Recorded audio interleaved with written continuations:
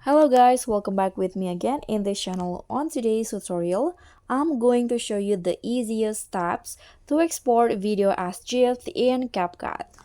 So if you're done your projects in CapCut but you want to save the video as GIF, before exporting you need to go to the quality, this resolution box at the top, and go to the GIF steps in here and just select the quality that you want. If you are on the free CapCut, you can only use the standard quality, but if you are on the pro, you can choose between the standard, high, or the ultra high.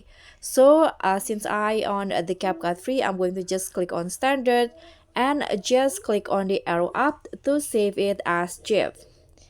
And that's all from me. Thank you so much for watching. I hope this video will be helpful. Thank you so much for watching. Don't forget to like, comment, and subscribe. Also click on the thanks button. Bye!